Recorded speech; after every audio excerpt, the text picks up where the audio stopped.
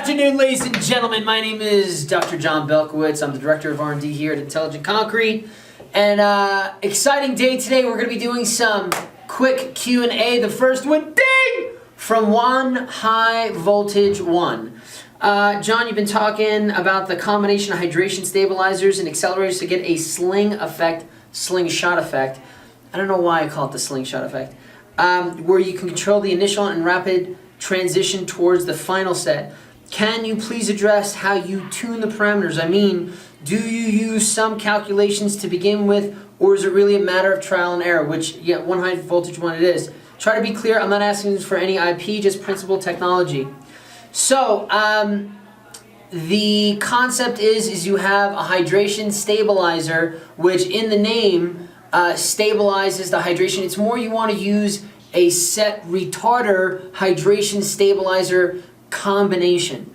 So, you know, and you can get away with the set retarder by itself, and the difference between the two is if here you have temperature and here you have time, and this is your semi-adiabatic temperature curve, that signature of your hydration process, a set retarder will take that same exact curve and push it back. Even if that curve has a nice peak to it, it's just going to push it back. It's going to retard the set.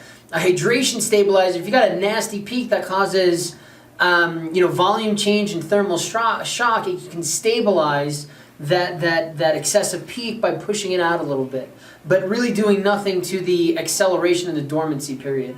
So what we want to do is play with both of those and the set accelerator. And the concept is, it's the rubber band effect, not the slingshot effect. So the idea is we're pulling back the rubber band, the rubber band being the energy that it takes to hold back that rubber band is the energy that you get from the accelerator, and the thing holding it back, your finger holding it back, is the combination of hydration stabilizer and the set retarder. And when you let it go, it's when those two break down and the accelerator really has its chance to shine through. And what you see is this very harsh transition between your fluid period and your stiffening period. And what we could do with that is create road patches. Now One High Voltage One, what I do is I first have to design a stepping system. And normally I'm only using up to 3 ounces per hundredweight for my set retarder hydration stabilizer, and I'm using anywhere between 45 to 165 fluid ounces per hundredweight of my accelerator. But first I have to define the steps, and I do that through trial and error, but distinct parameter changes between the mixes. And in doing so, not only do I define my min and maxes, I also have to do the different temperature ranges, but I'm able to identify the tipping points.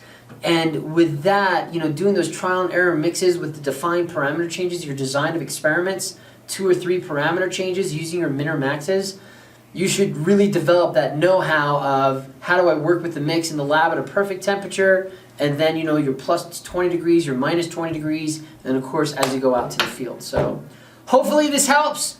Let us know if you got any other concrete questions, concrete concerns. Don't forget to like and subscribe. Ding that bell for notifications. Man, should we do a project on that? Like, just do it. Like why do we have to be secretive? We can call it,